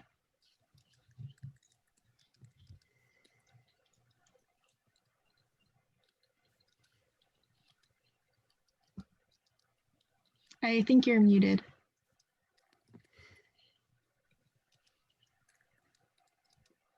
Oh, okay. Sorry. Yeah, that had a little bit of a technical difficulty there. So I kind of started talking about some of the programs I got involved in. So one was the Queer Research Center on campus. That was like my first, like, I knew students who went to my Queer Research Center on campus, and that kind of was like my gateway to the community. Like my friend took me there one day. I got to know like the advisor and like what resources we had. We had kind of like our own like mini food shelf program. So that was like really inspiring to see. I'm like, whoa, they actually do this in college. So that was like really engaging to see. From that point, I got to know many of the other centers and programs on our campus, such as like our Student Supporting Students program, which is like a peer mentorship program. So, that really helped me get exposed to the processes of college. So like whether it's resources or like resources for food or for like classes or counseling or, academic stuff. that was really helpful. There's also programs like EOPS. That was like my some of the first few steps that like those programs directed me towards. And that really helped to get like free book vouchers. Like as a first year student, I was kind of worried about like the costs of things. So that was really helpful and kind of alleviated that anxiety. And, other things I mentioned, like advisors. So I had really good, counselors and advisors that really helped guide me too and helped support me, especially when I really needed it. Yeah, that's fantastic. Our next panelist to answer a question is Chloe Garcia. And the question is, who or what programs have made a difference in your educational journey? So as I mentioned before, I mentioned the Second Harvest Food Drive, and this program did make a difference in my educational journey because it made me realize how passionate I am of helping others, and my major is psychology. And with the psychology degree, I hope to become a lawyer and help people out and defend them. So going through this program and helping out students, make sure they have enough food to last for a month, it made me really reflect on why I'm going to college and why I keep doing this. And it made me more motivated to continue my student success. And another program that made a difference was health services. So at EVC, every few months, there would be an opportunity for students with no insurance to get checkups, flu shots, and stuff like that free of charge.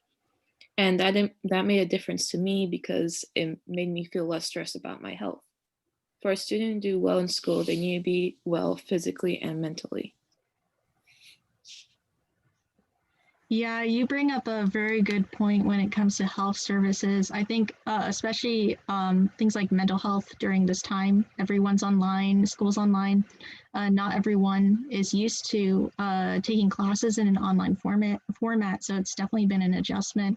So health services on campus definitely make a big difference. So you make a very great point with that. Thank you.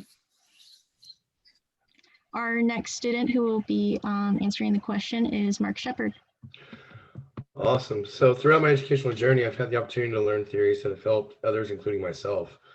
I've also been able to give them the opportunity to come up with my own personal learning theories. That has been a big help in my learning experience. I'm very encouraged because I have educators and advisors in the past who have helped me figure out what works best for me. The main program that helped me make a difference in my educational journey would have to be the Center of Leadership and Development. Basically, that's like a one-stop shop where all the students go there when they first start their educational journey. I was welcomed by several different students, and like I stated earlier, being in an older bracket of college students, it's kind of intimidating, but then I started noticing that there's older people than I am that are going to college. Knowing that there are resources there made me less stressful, and knowing that I can be a part of committees and like district committees for basic needs, knowing that I can voice my concerns and my opinions without being judged is a huge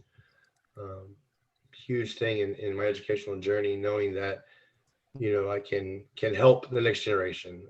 We shouldn't have to worry about if we're going to pay for food, like everybody's saying, that we have to be healthy. So knowing that there is programs and knowing that there is a center on campus that helps with that is what's made a big difference in my educational journey. Yeah, thank you for sharing that. Yeah, so our next new panelist is Dorcia. Okay, yeah. So as far as my I should say what has made a difference in my educational journey has been the programs like have been mentioned before, like EOP, and as the disabilities office has been very instrumental in helping me. I didn't learn until late in life that I have a learning disability, and I had spent many years taking math classes and not doing very well, repeating them over and over again and wondering what was going on because I'm pretty much an A student in every other class. And I just kept saying, what am I doing wrong? What am I doing wrong? And it was actually another student who kind of met up with me in the hallway coming from another class, and we introduced ourselves, and I started telling her, asking her about her class, and I told her my journey, and she goes, maybe you're like me, maybe you have a learning disability. And I said, what do you mean? And basically I went to the disabilities office, and I ended up getting assessed and found out that was the issue with me. The problem was that I had that learning disability. So I'm gonna say the Office of Disabilities has just been amazing. The tutoring, the one-on-one tutoring, the equipment that's there for me to use, the recording devices, more time on tests, that type of thing. And, and it's nothing to be embarrassed about. It's like, once you find out, it's like, finally, I know what's going on, and to not know for so many years and just wonder. And actually, sometimes I would just say, I'm just so dumb. What is wrong? Why can't I pass this? So I finally was able to pass all my, my math classes, so I can finally move on and go to university. Another program is the Transfer Center, the counseling department. Thank God for the counseling department and the Transfer Center, because they kept me on track. Once I really, there were times when I was in school and I was just taking classes. I didn't know what I was doing. I just say, oh, that looks fun. That looks interesting. And then once I got a plan and I stayed on there, and I had David Esparza, he's a transfer counselor at LA Trade Tech College, and he was just available all the time. And that's super important for counseling, to be really available, readily available. And I'm an evening student. I take most of my classes at night because I work so much. So sometimes that would be challenging, not being able to get a counselor or take off work just to go to counseling. But, those have been really instrumental. Yeah, that's definitely, counseling has definitely been a big help. Thank you for sharing the programs that have helped you. With that, we'll move on to our next question, which is, what are the greatest challenges you have faced, and what can we do to support you as administrators? And we'll start with Mark Shepard. Awesome. The greatest challenge that I'm currently facing is food insecurity. Knowing where can I go get resources, that was one of my greatest challenges. Since we're all being on remote operations, it's harder to access all the available resources on campus. Another challenge would be the technology issues. If it wasn't for Los Rios offering Chromebooks to students, I'm not sure if I've been able to continue my studies. So knowing that, even though that there are challenges, that there are people that there are people out there that can support you. As far as how we can support you, I guess we'd have to be offering some more resources offered to CCCs, UCs, and CSUs. As basically more resources offered around food insecurity, and more networking and partnering with food banks would be a more better way to have support, not just for myself, but support for other fellow students. Yeah, that's a really great point. The pandemic has definitely affected a lot of the, not just classes, but the student services on campus as well. Yeah, and I think being able to find ways to still offer them even when you're in an online format, I think that's really important. Thank you for sharing that. Thank you. So our next student will be Chloe Garcia. We're on the greatest challenges question, correct? Yes. Okay.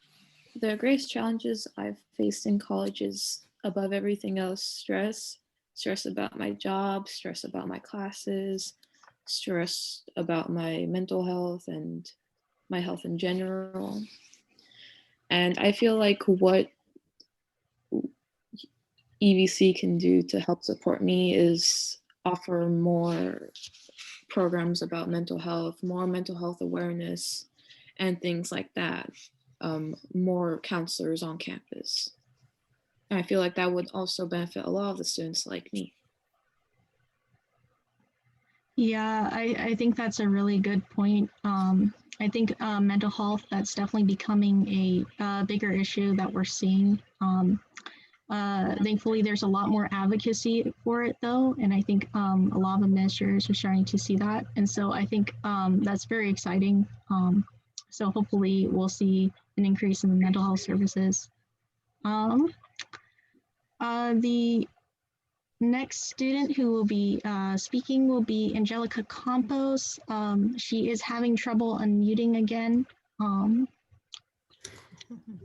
apologize. I guess part of that is a struggle, having to, stay on mute because you don't have a place quiet enough to, do Zoom calls. But I think that's actually been an issue that's highlighted by this pandemic, like with like the access to technology. Like that was an issue I wasn't aware of at first. Like when we were at school, we had access to campus. Like I had access to computer labs or to quiet spaces or to like areas where I can just go on and do, online homework if need be. But something that, was a struggle for me when I first got into school and still, is a struggle as I, prepare to transfer is food insecurity. I come from a low income family. We still are very low income. I was a financial aid student. I qualified for EOPS. So, having that access to on-campus food shelves is super, super important. As someone who's also part of the HEARTS program on our campus, which stands for homeless and at-risk students, we used to have like we had a card program where we had access to, our school cafeteria and where we would have, access to discounted or free food. So that for me has been a real struggle. Like that was a loss of like maybe a couple of meals every few months that, I didn't have to pay for or, find the money to scrounge up. So that was really difficult when the pandemic hit. It's also a struggle now that, and I want to echo things that my other fellow panelists said, like Mark, where it's a struggle now in the pandemic without having access to like certain food programs or food shelves or like different kinds of food bank programs that were on campus. That I know is something that's really, really difficult for me and many people. And then another thing was mental health. Like when I, first reached out, like just this last year, like reached out for mental health services, I noticed that, sessions were very, very limited.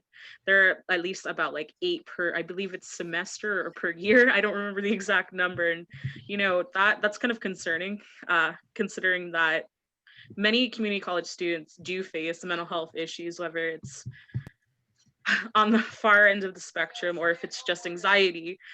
I'm not saying that that's simple either, but those are the very, very important issues that, we as students and I as a student have also faced and struggled with. And I do believe it's important that we, dedicate more time and effort in addressing mental health in the community college students and the services that, our colleges provide. Oh, yeah. That's it. Thank you for sharing your experience. Yeah, mental health is definitely, that's something that I think needs to continue to be highlighted, especially with COVID-19 and everything. Access to basic needs services is definitely something that needs to become a priority, I think. Because just because colleges are online, students still need access to basic needs to be able to make it through. And thank you for bringing up those points. And with that, we'll move on to our next student panelist, which is Garcia. And the question is, what are the greatest challenges you have faced and what can we do to support you? Well, I don't want to sound too general, but one of the greatest challenges I face is living below the poverty line and trying to manage, working, school, taking care of my children.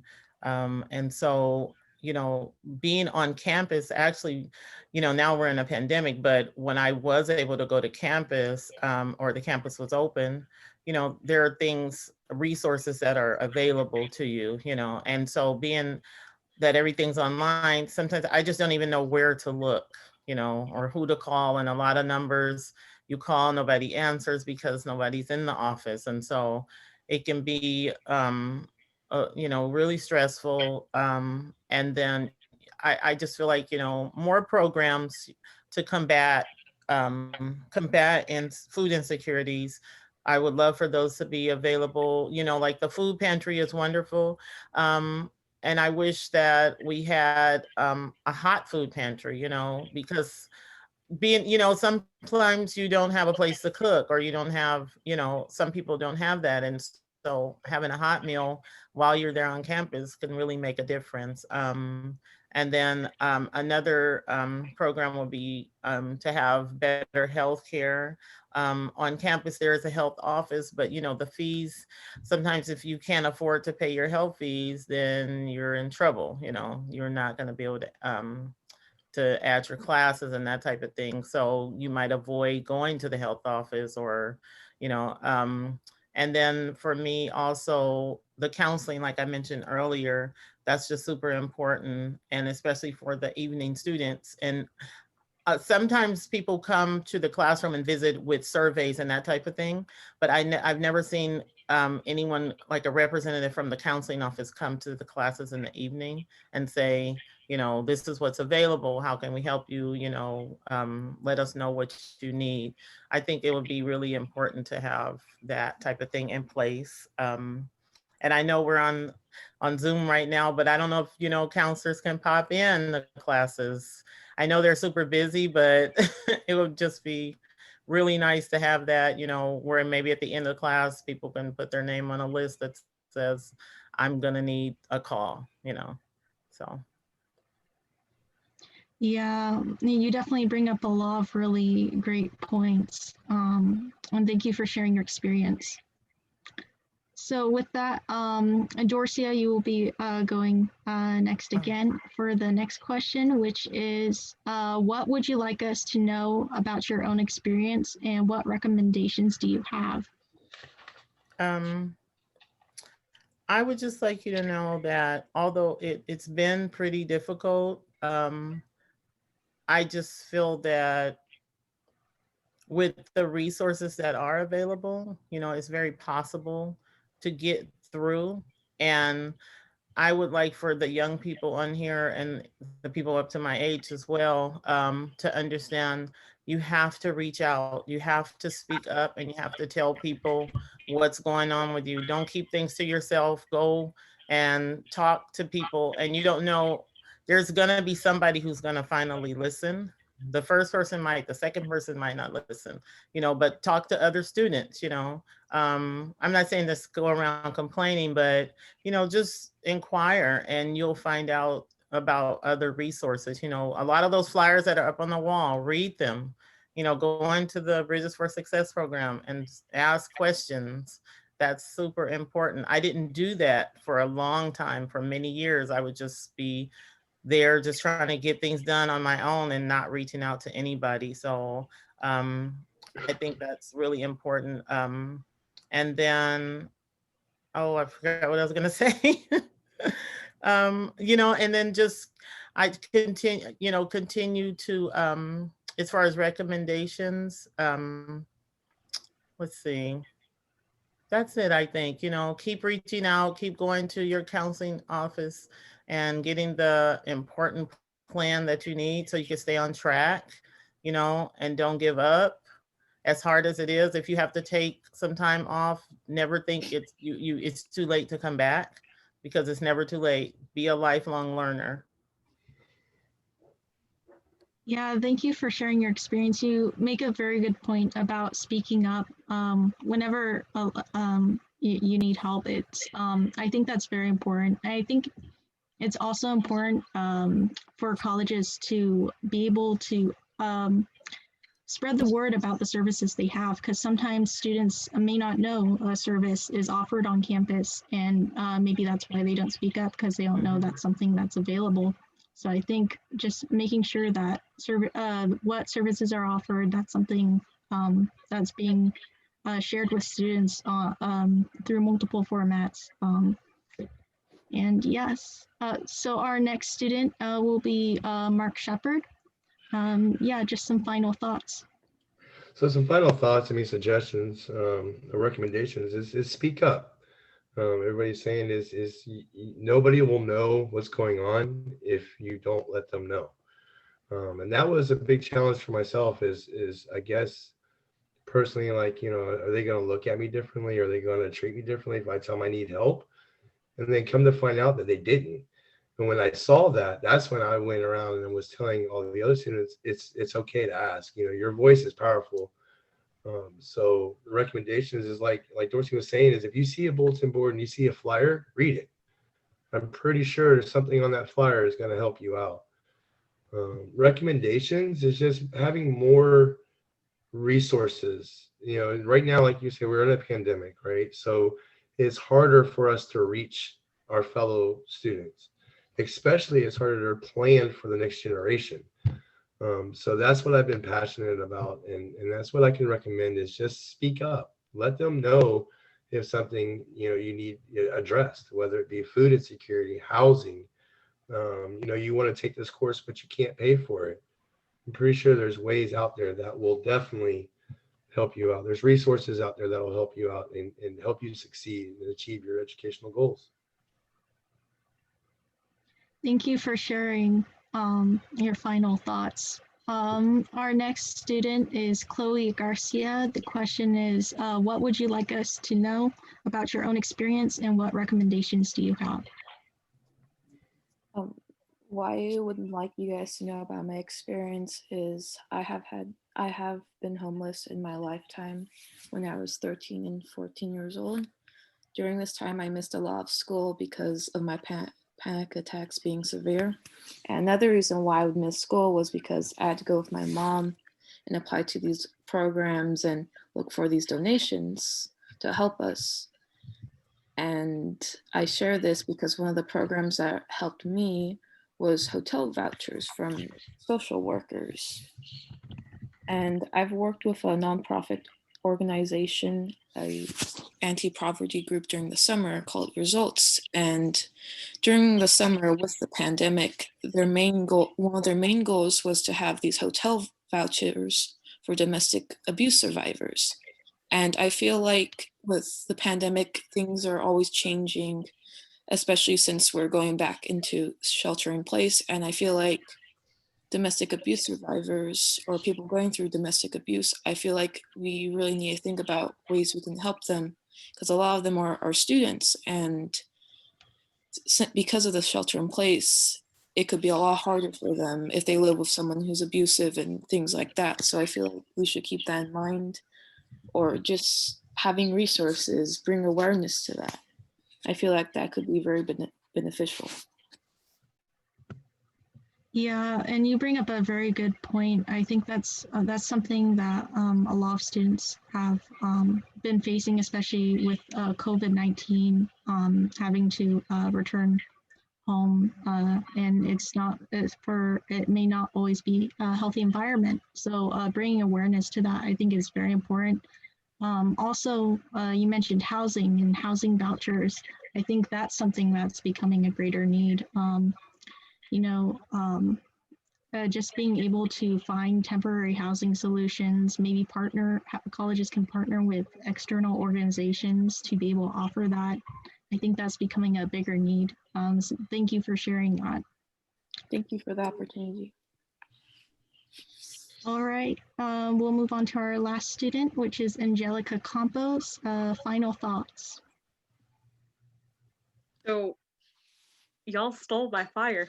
I'm kidding. Or no, you the other panelists all brought up really, really important points. I want to, thank them for their insight, because you really do need to just reach out and read everything you see on campus as a student, because you'll never know like all of the amounts of information, the programs, the opportunities that you as a student could have, and all of the, I guess, the benefits of being a student. There are quite a few, like and I think also another experience is another experience, oh my God.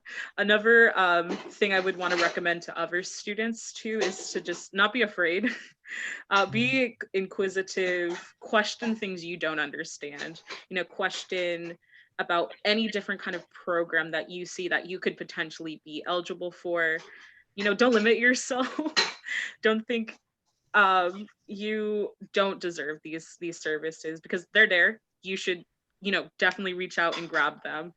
Another recommendation that I have for, faculty, administrators, listen to students, be willing to, go out into the campus community and, hear what students have to say about, the different experiences they have, get to know the different resources that are on your campus, because as a teacher, an administrator, a staff member, I think it's really important that you also are like a harbor of these resources that you could share with any student you come into contact with.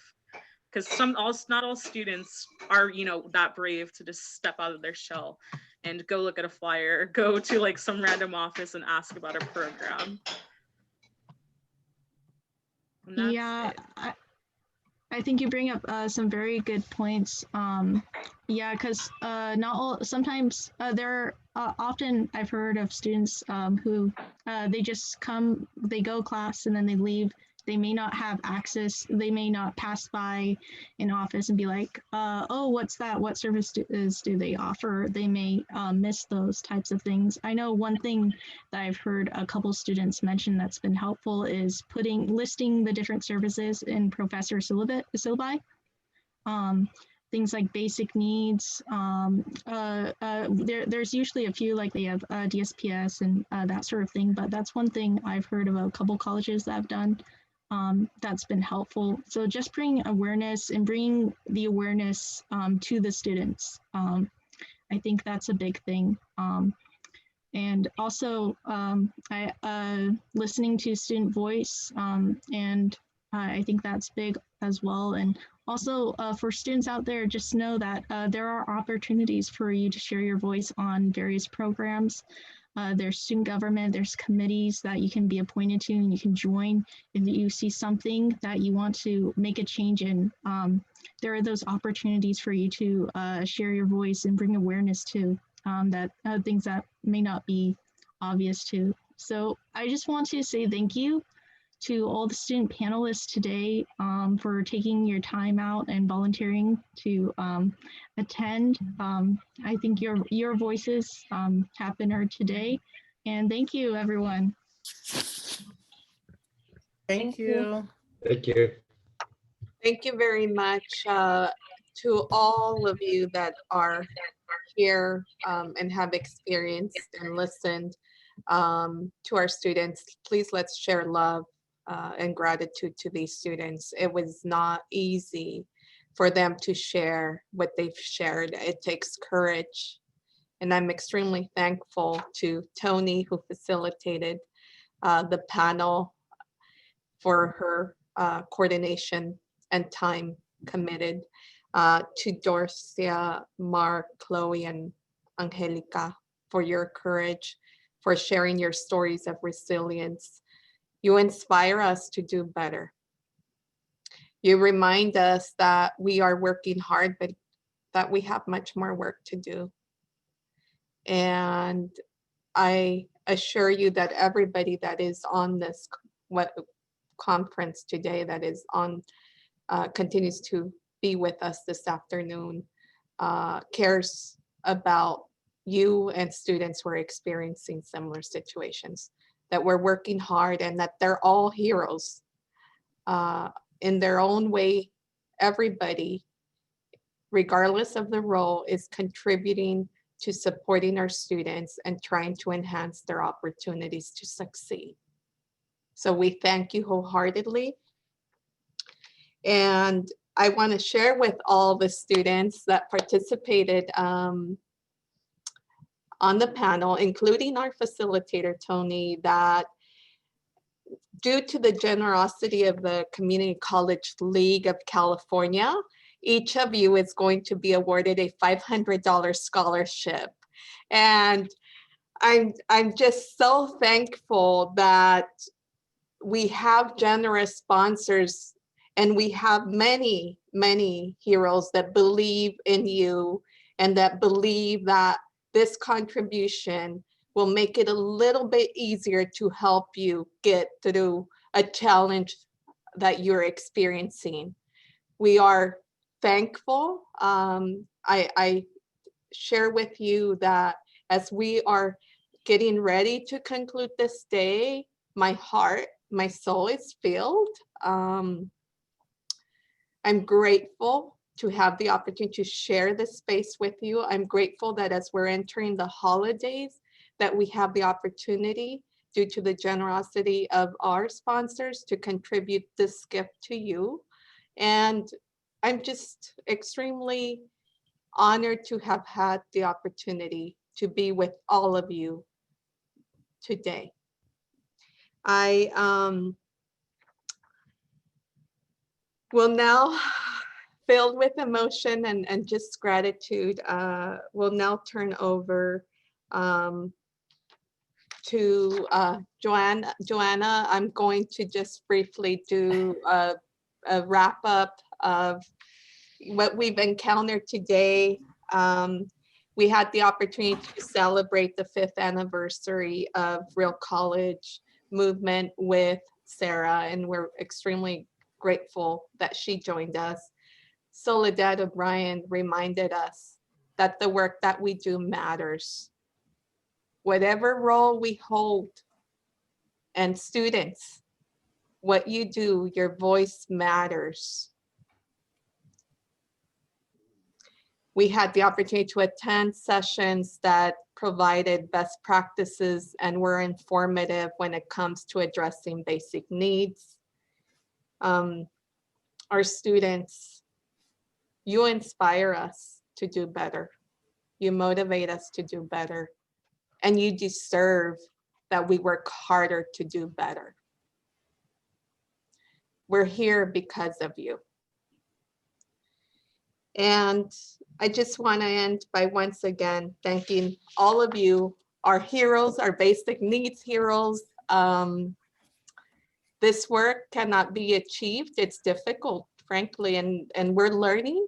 We're learning tremendously from each other, and we can't achieve it unless we do it collectively and we learn from each other. So let's ensure that we empower each other, that we continue doing well, because we have the responsibility of supporting those that have not lost hope and that continue to believe that their education, their lives will change.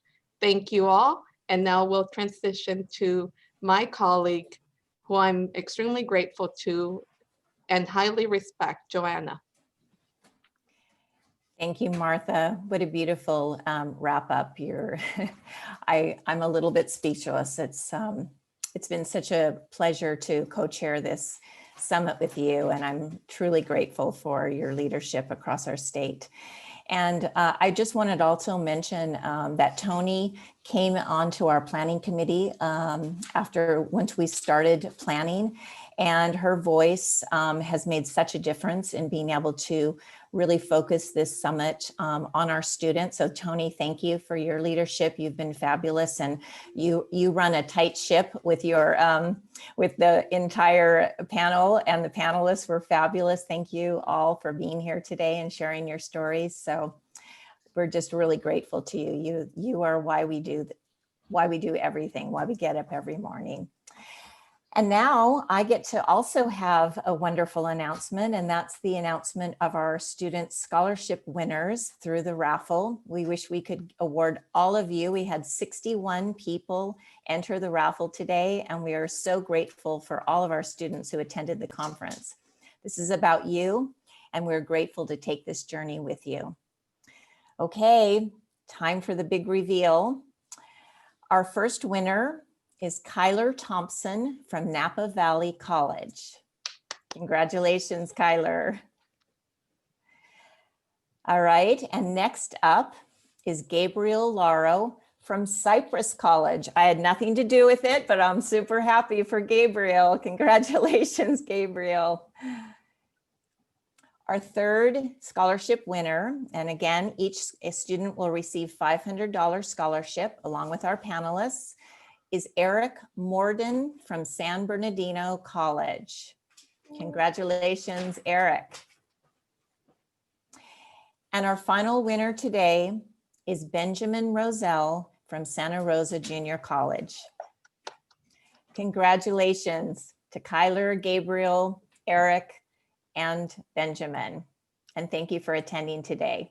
So all of our winners, including our panelists, you'll be contacted at the email you shared, and we'll be in touch with you. So congratulations. And in closing, I again thank you, Martha. It was a pleasure to work with you. I also want to again thank our sponsors, our keynote speaker, Sara Goldrick-Rab and Soledad O'Brien.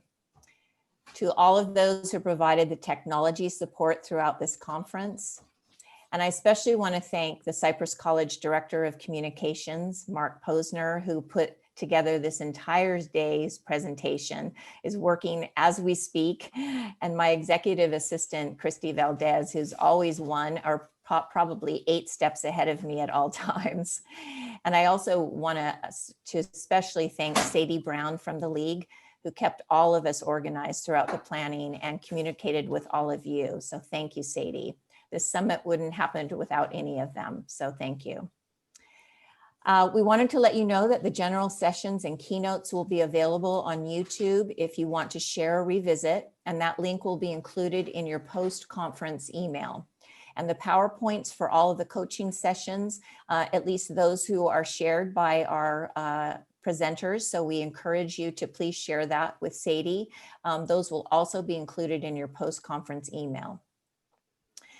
So in final closing, we thank you, all of you, for the work you do for our students, for the heart and care you put into that work every day, and for truly, truly making a difference. Most of you will never know the true impact that you make on our students' lives. And for students here, you probably don't hear enough of the impact that you make on our lives. But it has never been more true, and we are all better humans because of it, because of one another. So I wish you all a safe and beautiful holiday with your loved ones. Be well, be safe, and always dare to be audacious on behalf of our students. Thank you for attending today. Be well.